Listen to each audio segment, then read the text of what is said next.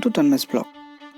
মৰমৰ ছাত্ৰ-ছাত্ৰীসকল, আজি আমি আলোচনা কৰিম সপ্তম শ্ৰেণীৰ lesson 3 from the diary of Annie ফ্ৰেংকৰ শব্দ অৰ্থ আৰু প্ৰশ্ন উত্তৰসমূহ। আমি ইয়াৰ আগৰ ভিডিঅ'ত ইয়াৰ অসমীয়াত আমি মূল ভাৱ ব্যাখ্যা কৰিছোঁ। গতিকে আজি আমি আলোচনা কৰিম from the diary of Annie ফ্ৰেংকৰ শব্দ অৰ্থ। গতিকে মৰমৰ ছাত্ৰ-ছাত্ৰীসকল, আমি আজি আলোচনা কৰোঁ এই পাঠটিৰ শব্দ অৰ্থসমূহ।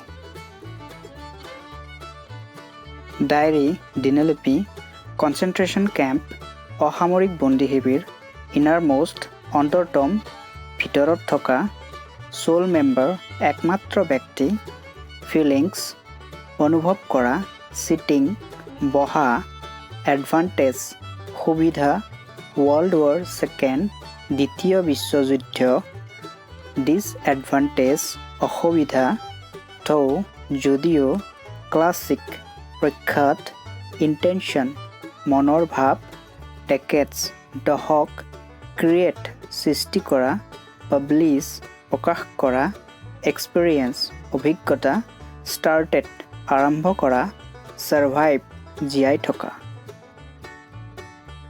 ফ্ৰুইটফুলি, ফলপ্ৰসূ, কামত লগা, আণ্ডাৰগ্ৰাউণ্ড, মাটিৰ তলত, এক্ৰছ, ইমূৰৰ পৰা সিমূৰলৈ, কণ্টিনেণ্ট, মহাদেশ, জেনেৰেশ্যন, প্ৰজন্ম, ডকুমেণ্ট, নথি, ট্ৰেজেডি অৱ ৱাৰ, যুদ্ধৰ দুখ লগা সময়, ৱণ্ডাৰ, আশ্চৰ্য, এলাউ, অনুমতি দিয়া, কণ্ট্ৰল, নিয়ন্ত্ৰণ কৰা, ৱাৰ্ম, উষ্ম, নাইজেষ্ট, সুন্দৰ, কিউৰিচিটি, কৌতূহল, পচিবলি, সম্ভৱতঃ, পনিছ, সুগন্ধিযুক্ত ফুল, স্পইল্ড, নষ্ট কৰা, ফেটছ, উলিয়াই অনা, ইণ্টাৰেষ্টেড, আগ্ৰহী, আনব্লুচুমিং, অপৰিপক্ক, বিউৰিড, সমাধি, স্লাইটলি, অলপমান, মেলানচলি, হতাশ,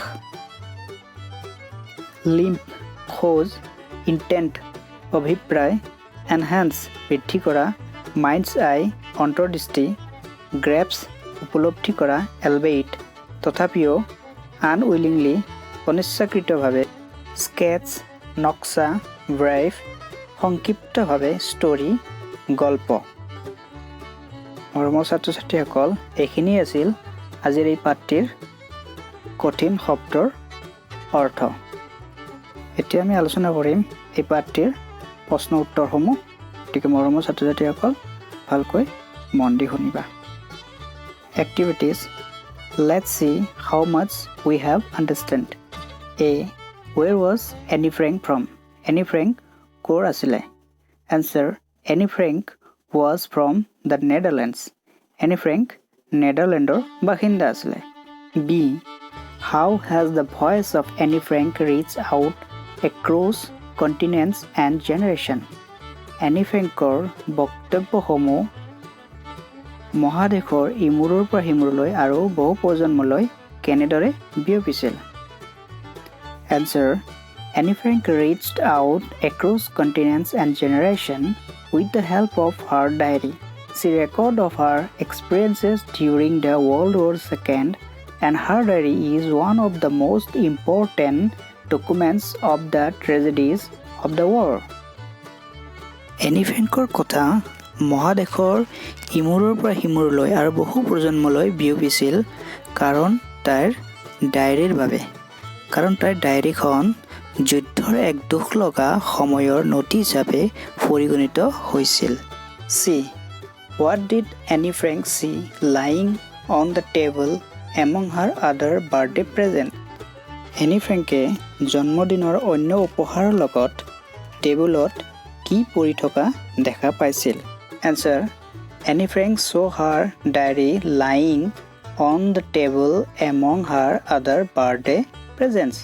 এনি ফ্ৰেংকে তাৰ ডায়েৰী দেখা পাইছিলে তাৰ বেলেগ জন্মদিনৰ উপহাৰবিলাকৰ লগত। D, Y did Annie Frank remain in her bed lying টিল 6:45 অন হাৰ বাৰ্থডে? এনি ফ্ৰেংকে তাইৰ জন্মদিনৰ দিনা তাই বিচনাত কিয় 7 বজালৈ অপেক্ষা কৰি আছিলে? Answer. Annie Frank remained in her bed lying till 6:45 on her birthday because she was not allowed to get up early. কাৰণ এনি ফ্ৰেংকক ৰাতিপুৱা উঠিবলৈ অনুমতি দিয়া হোৱা নাছিল। E number. Who does you in the lesson refer to? You বুলি পাঠটোত কাক বুজোৱা হৈছে? Sir, in this lesson, you refers the diary of Annie Frank.